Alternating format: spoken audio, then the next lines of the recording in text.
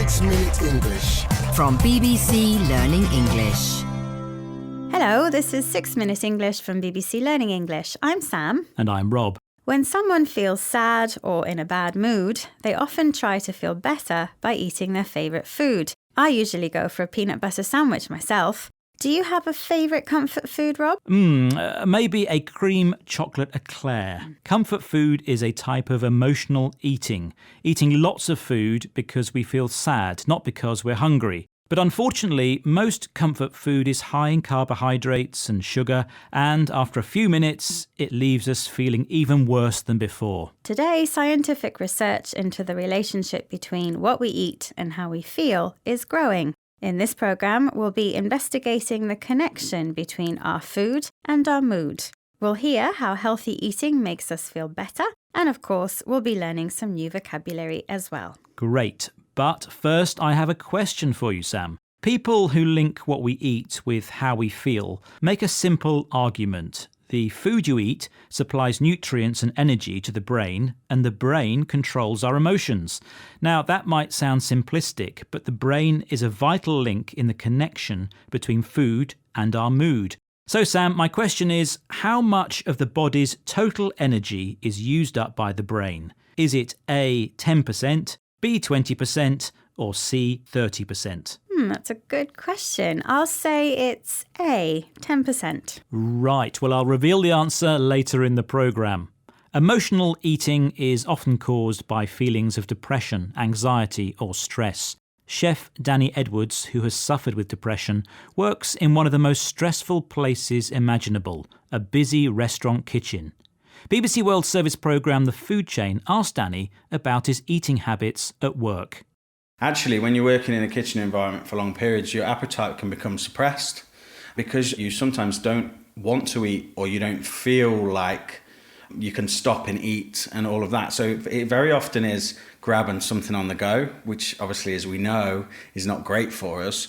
So you go for something that's quick. So hence why a lot of chefs have quite a bad diet.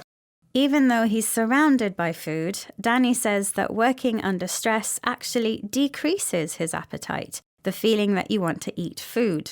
In a busy kitchen, there's no time for a sit-down meal, so Danny has to grab and go, take something quickly because he doesn't have much time, although he knows this isn't very healthy. So when even chefs have a difficult relationship with food, what about the rest of us?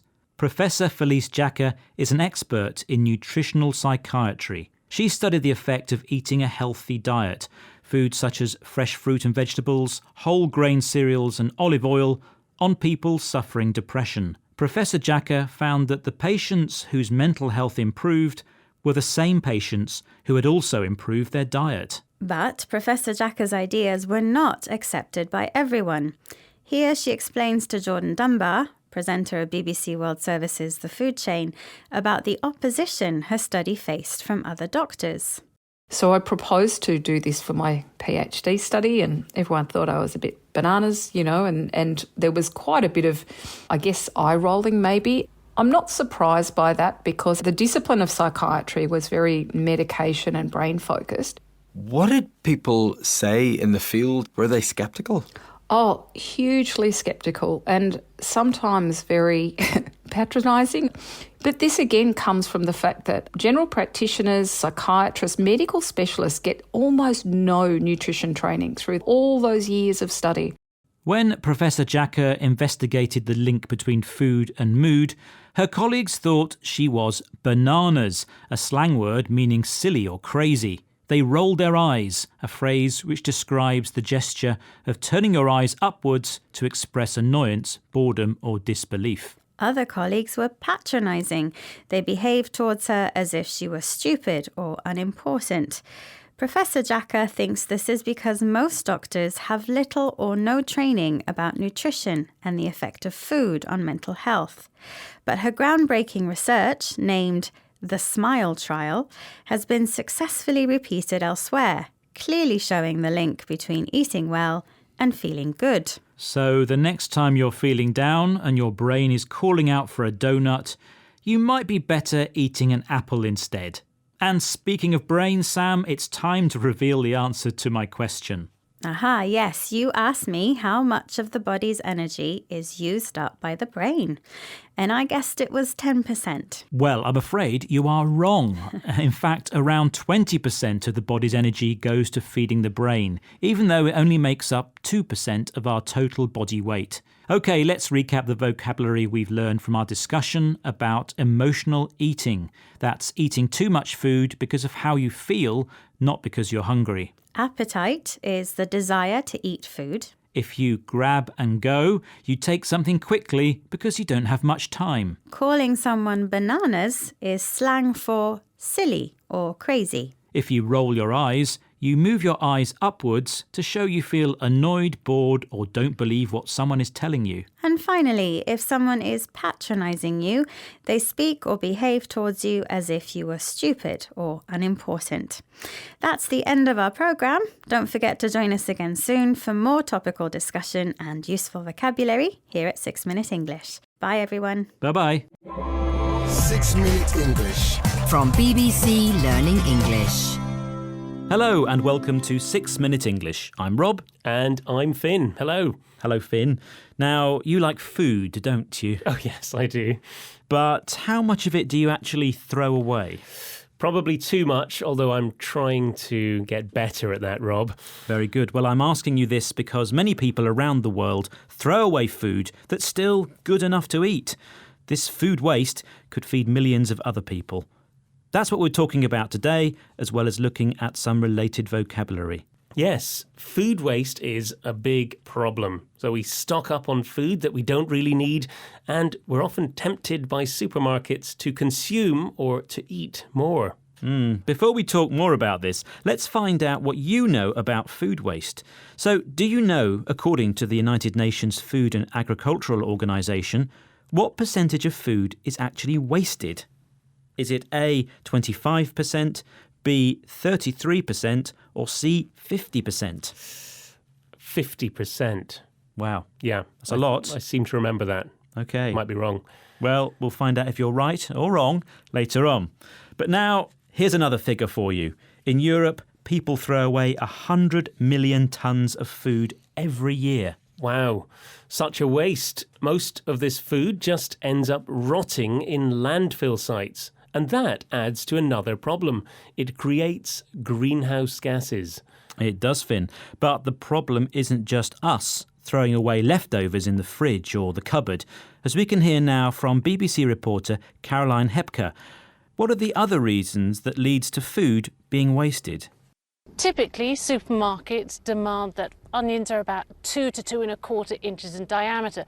This one will get pretty close to it, but this one is too small, although it is perfectly edible. The question is, what happens to it then? Food waste is a huge issue in America. 40% of all food goes uneaten, and it's a problem that starts long before you get to the dining room table. Yes, and another staggering figure there, Rob. 40% of all food in America goes uneaten. It doesn't get eaten. And she explained that supermarkets are partly to blame. Yes, we all love the convenience, the price and the choice of food that supermarkets offer. But a lot of food is binned, thrown out, long before it reaches the shelves. Yes, and the reporter gave the example of onions. If they're the wrong size, they can't be sold. They're thrown away even though they're good enough to eat or edible. There are many other types of fruit and vegetables that are discarded or thrown away because of their shape and size. And that's our fault, really, because we often think food that looks good is better quality. And another issue is the sell-by and use-by dates printed on food packaging. They confuse customers. Anything older than the sell-by date makes us think that it's old and the food has gone off. But in fact, this is just the date the supermarket wants to sell it by. And there's another reason why some of us are encouraged to buy too much food. Have a listen to working mum Tara Sherbrooke about her shopping habits and see if you can hear what the problem is. Also, see if you can hear what she does to try and minimise food waste. I try very hard to meal plan because as a working mum and having a busy family, I really try to make sure that there's enough food at the beginning of the week. I find it very difficult to walk past 2-for-1 offers, especially on things that we use. I even find it hard to walk past them when they're items that I've never purchased before. I stop and look. So she's a busy working mum and she tries to meal plan. She plans the family's meals for the week and works out what to buy. But she still gets tempted by the 2-for-1 offers. That's when you buy one item and you get another one of the same item for free. Yes, as we call it, buy one, get one free, or as it's sometimes known, BOGOF. Bog off. You can get a bargain, but it also means that we sometimes buy too much of something. If it's fresh produce, it might go off before you get to use it all. But in other parts of the world, people struggle to buy even the most basic food. A report by the UN's Food and Agricultural Organization found that there is enough food for everyone, just a lot of inefficiency. So what can be done? Well, things are being done. Apps and websites that distribute excess food are becoming more popular. And food banks are being set up too. These are charitable organisations people donate food to. It's then distributed to those who have difficulty buying their own food.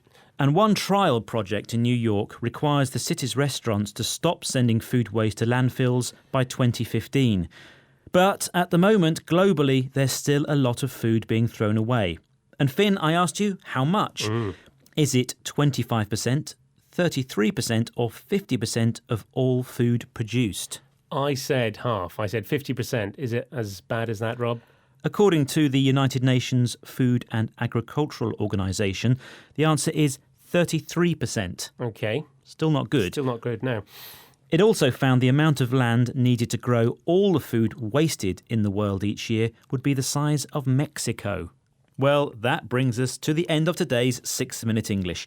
We hope you've enjoyed today's programme. Please join us again soon. Bye-bye. Bye. 6 Minute English. From BBC Learning English. Hello, this is 6 Minute English from BBC Learning English. I'm Neil. And I'm Beth. There are some well-known English expressions that make a link between seeing and eating. Your eyes are bigger than your belly means you have taken more food than you can eat. And the saying, you eat with your eyes first, means that food seems more desirable when it looks good on the plate. But seeing isn't the only sense involved in tasting food. In fact, it may not even be the most important. First, you see your favourite bacon sandwich, then comes its delicious smell, quickly followed by the crunchy feel and salty taste as you take a bite. Now, scientists are learning more about the power of another of our senses, sound, and how it affects our sense of taste. Sonic seasoning is the idea that when you hear certain sounds or music, they can enhance one flavour or another in the food you're eating. In this programme, we'll be eating with our ears as we investigate the link between sound and our taste buds. And as usual, we'll be learning some useful new vocabulary as well. But first, I have a question for you, Beth. The idea that sounds influence taste might seem strange, but the food processing companies that produce some of our most familiar food and drinks have long known that sound equals sales. In the UK, for example, the chocolate company Cadbury hired the London Contemporary Orchestra to perform classical music tunes symbolising each flavour of their dairy milk chocolates. So, which background sound did whiskey makers Singletons use to advertise their Scotch whiskey? Was it A, jazz music, B, bagpipes playing, or C, birds tweeting? I will guess they use some smooth jazz music. OK, Beth, I'll reveal the answer later in the programme. Charles Spence is Professor of Experimental Psychology at Oxford University. After years studying how our brains process information, he believes sound plays a much bigger role in how we taste our food than we think. Something he explained to Mike Johnson, presenter of BBC World Service programme, The Food Chain. In general, how big a contribution do you think these sounds, and sound generally, actually makes to how we perceive food compared to the more obvious senses, of course, of sight and smell? So I think it's much more important than we realise. And that can start from before we've put anything into our mouth. It can be the sound of the sizzle of the steak on the hot plate. It can be the gurgle and the sizzle and the steam of the coffee machine. Those are all cues that help set expectations about what we're about to taste. Professor Spence uses onomatopoeia to describe some sounds. Onomatopoeia is when a word sounds like what it means. Words like buzz, zoom, and whack. He uses the word sizzle for the hissing sound made by frying meat, and describes a coffee machine using the word gurgle, the low, pleasant sound liquids make when flowing quickly through a narrow space. Professor Spence thinks that hearing these sounds while eating psychologically intensifies the flavour of food. But it's not just psychologists. The food industry has also discovered the selling power of sound. Nowadays, restaurants everywhere are carefully selecting the music they play on their dining room playlists. Reporter Jana Palmer visited New York restaurant Smashburger, where every song is specially chosen by professional music pickers. Here she interviews one of them, Amy Frischke, head of music design company Mood Media, for BBC World Service programme The Food Chain. Music just kind of has the ability to put you in a different space. And a lot of times, then your mood could lead to an impulse buy that you didn't plan on. If you're having such a good time eating out, oh, I'll get dessert. Yeah, right. Yeah, I'm really enjoying the music. I think I'll linger here a bit longer. Choosing the right dining room music not only makes food taste better, it puts people in a good mood. Something which might lead to an impulse buy, suddenly buying something you had not planned to because you want it when you see it. What's more, a good restaurant atmosphere encourages customers to linger, to stay longer than necessary because they're having a good time. Of course, the longer customers linger and the more they buy on impulse, the more money a restaurant makes. I think it's time you revealed the answer to your question, Neil. You asked me which background sound drinks company Singleton's used to advertise their whiskey. I guessed it was jazz music, so was I right? That was the wrong answer, I'm afraid, Beth. In fact, Singleton's used the sound of birds tweeting to sell their whiskey. Probably a better idea than using bagpipes. OK, let's recap the vocabulary we've learned from this programme on sonic seasoning. Starting with the English saying, you eat with your eyes first, an idiom meaning that when food is visually appealing, it's more appetising. Onomatopoeia is when words sound like what they mean. For example, boom, whack, and moo. Other examples of onomatopoeia are sizzle, a hissing sound, and gurgle, the low, pleasant sound a liquid makes when it flows quickly through a narrow space. An impulse buy is suddenly buying something that you had not planned to because you want it when you see it. And finally, the verb to linger means to stay somewhere longer than necessary because you're enjoying yourself. Once again, our 6 minutes are up. Join us next time for more trending topics and useful vocabulary here at 6 Minute English. Bye, everyone. Bye. 6 Minute English. From BBC Learning English.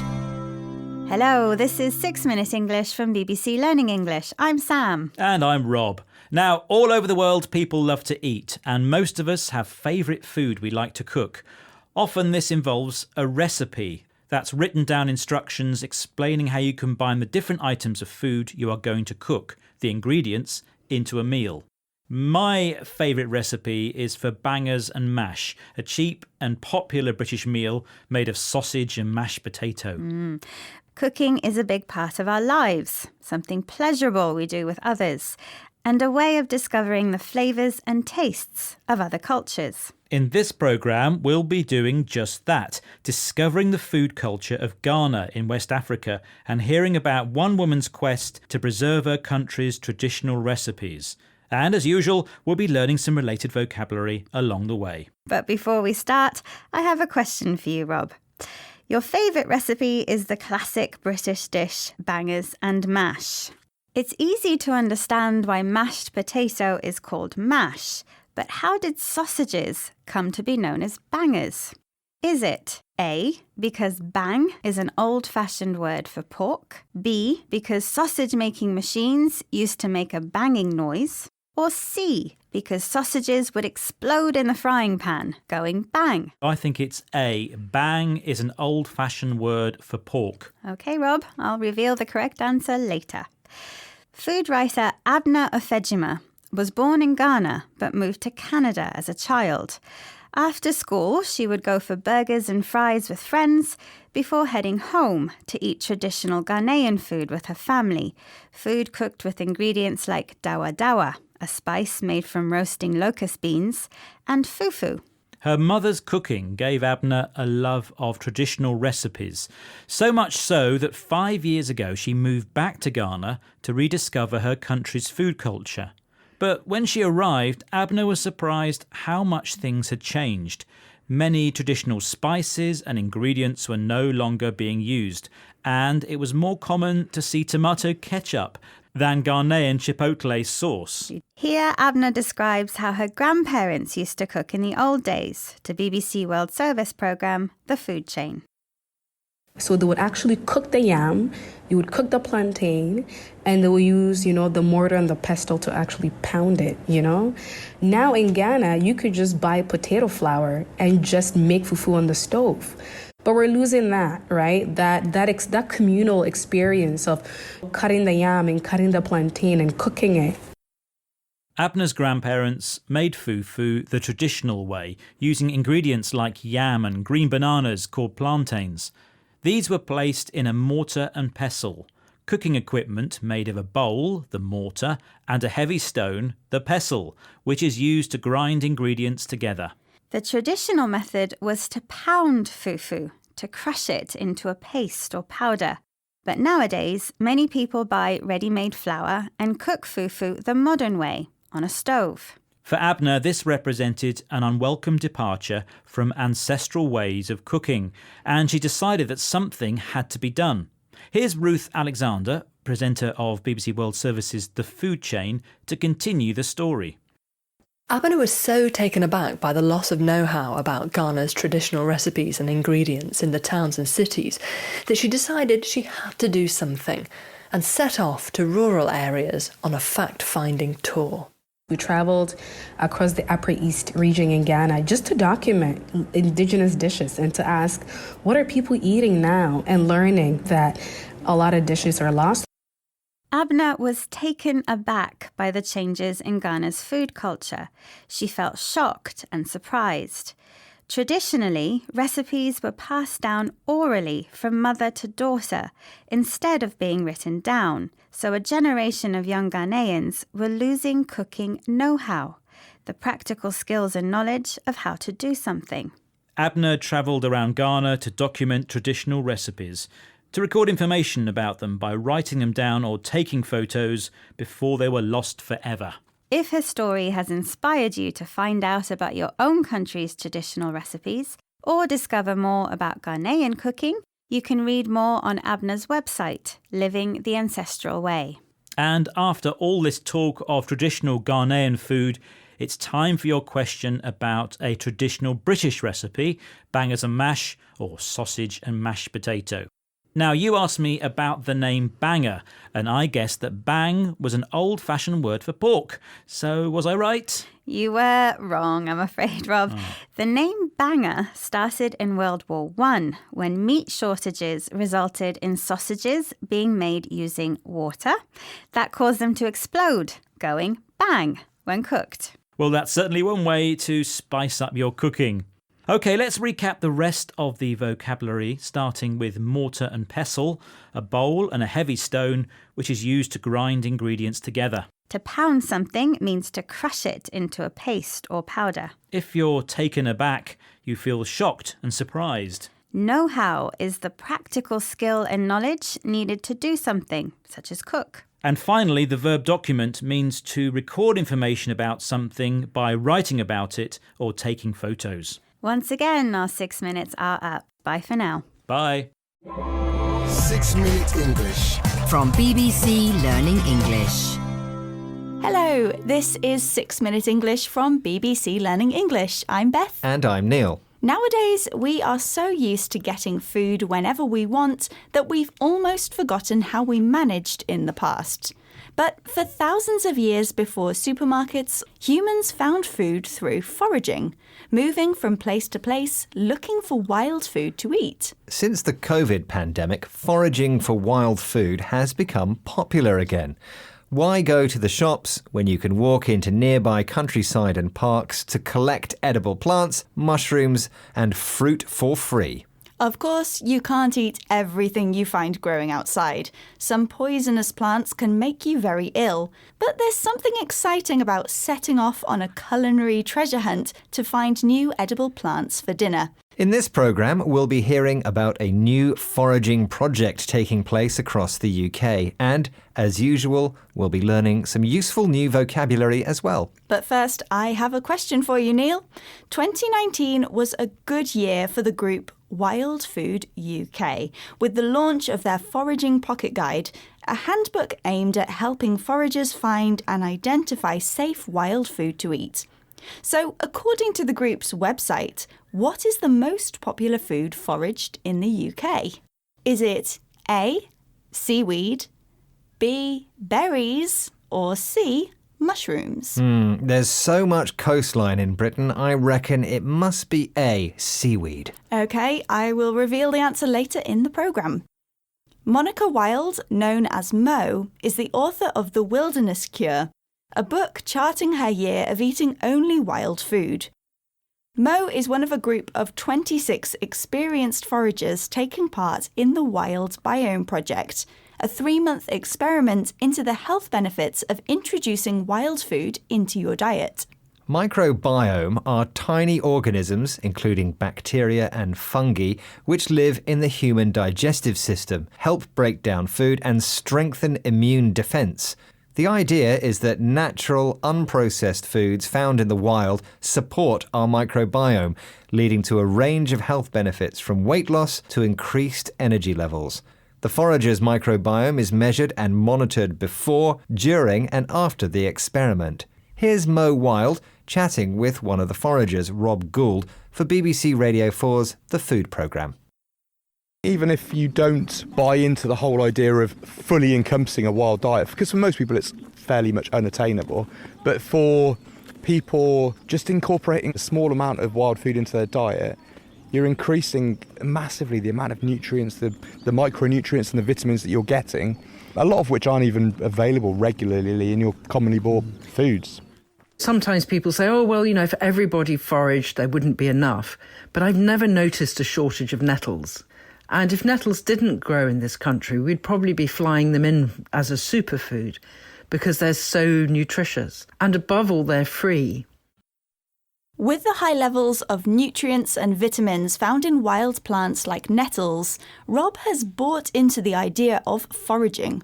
If you buy into an idea, you completely believe in it. Did you say stinging nettles, the wild plants growing everywhere, which have leaves covered in hairs that sting when you touch them? Yes. It turns out that nettles are packed full of nutrients and vitamins, which are great for human health.